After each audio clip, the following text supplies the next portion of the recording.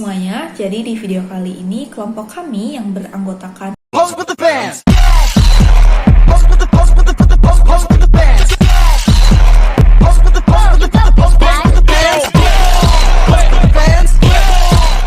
akan menjelaskan atau memaparkan sedikit pemahaman kami yang telah kami diskusikan mengenai model perdagangan internasional. Jadi latar belakang mengenai model perdagangan internasional ini sendiri sebenarnya mencakup beberapa atau sejumlah faktor-faktor yang mempengaruhi bagaimana sih cara negara-negara ini dalam berinteraksi atau bekerja sama dalam pertukaran barang dan jasa.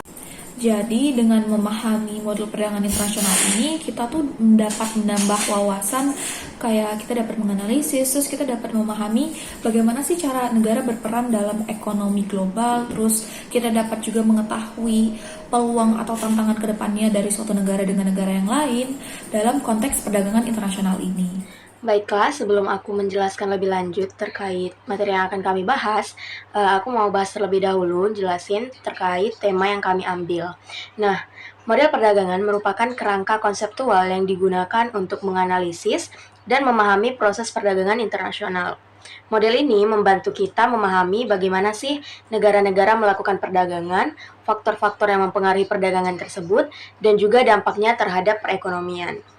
Jenis model perdagangan apa aja sih? Yang pertama yang akan kami bahas ialah model Hexter-Ohlin yang fokus pada perbedaan sumber daya, yang kedua ialah model Ricardo yang fokus pada keunggulan komparatif, yang ketiga adalah model gravitasi yang fokus pada jarak dan ukur pasar, yang keempat ialah model spesifik di mana ia fokus pada satu barang yang menjadi spesifikasi daripada negara tersebut.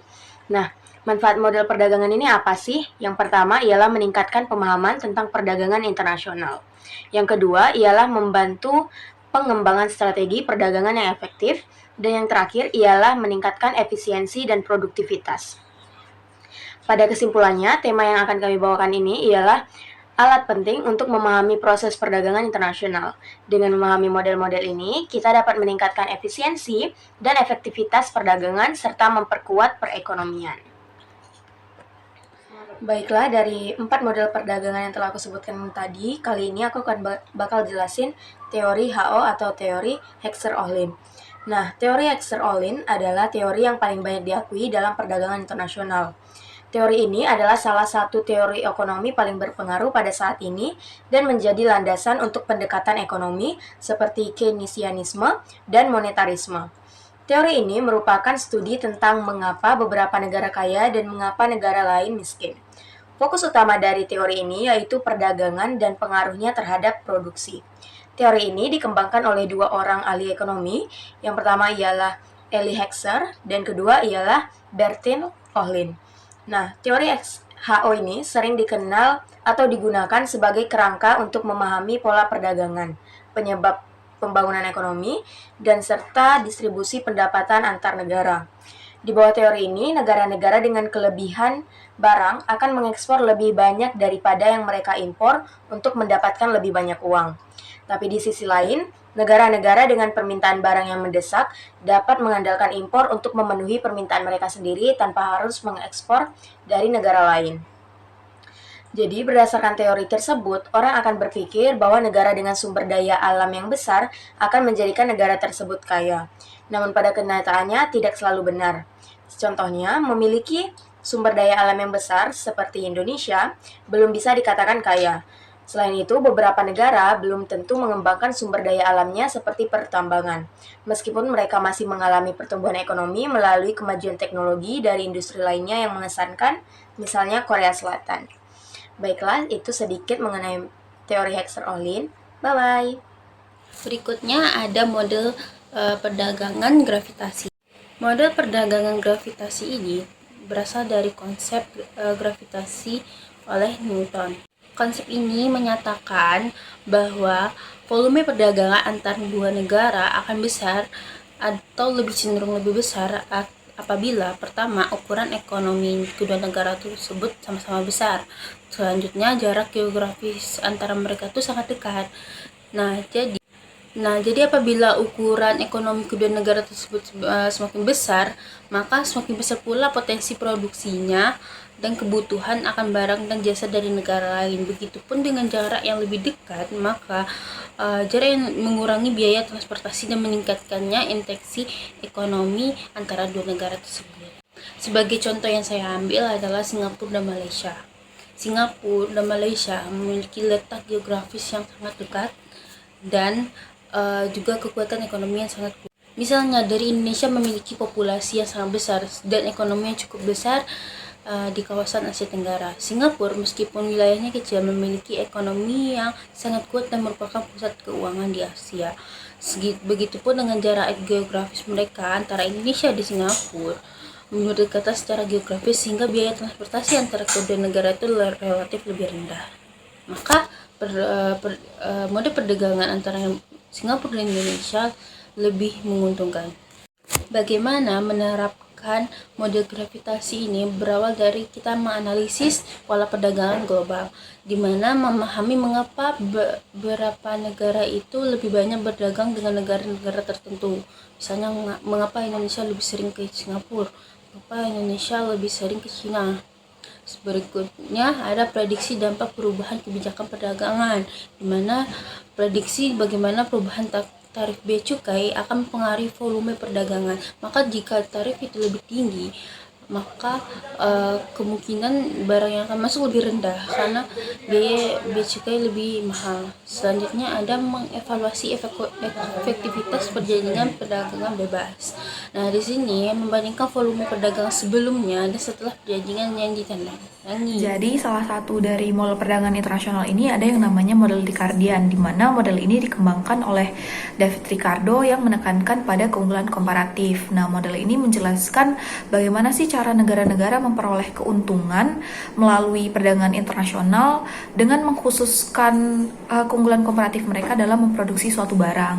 Nah, model Ricardian ini juga mempunyai 4 asumsi dasar, yang dimana yang pertama itu 2 negara dan 2 barang, terus sumber daya yang terbatas, biaya produksi yang konstan, dan terakhir mobilitas tenaga kerja.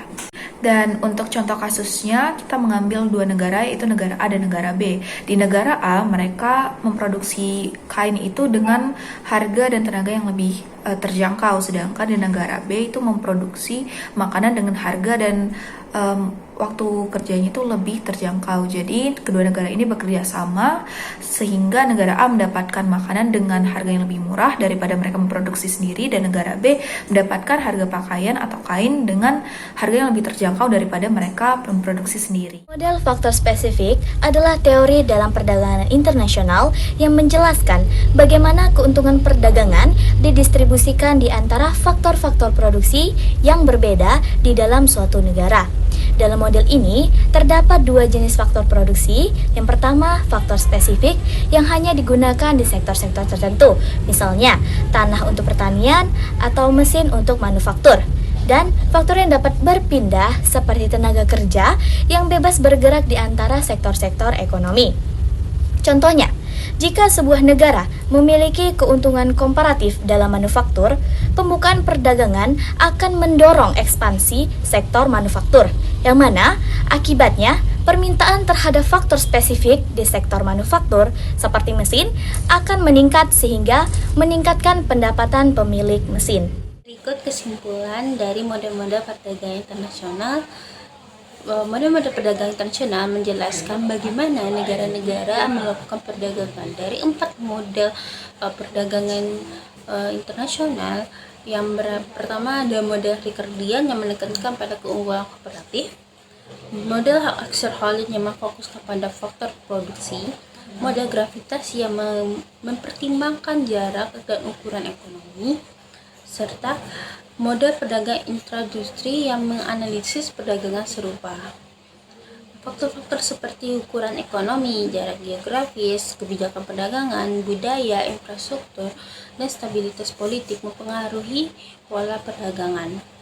Memahami model-model ini membantu menganalisis pola perdagangan global, memprediksi dampak kebijakan perdagangan global, dan mengoptimalkan strategi perdagangan.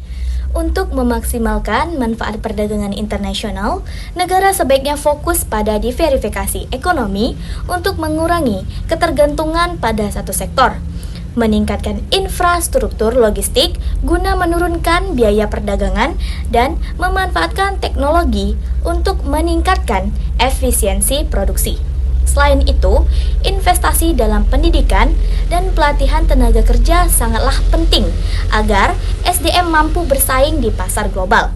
Pemerintah juga perlu terlibat dalam perjanjian perdagangan strategis yang memberikan akses pasar yang lebih luas sambil melindungi sektor domestik yang rentan dengan subsidi atau intensif sementara.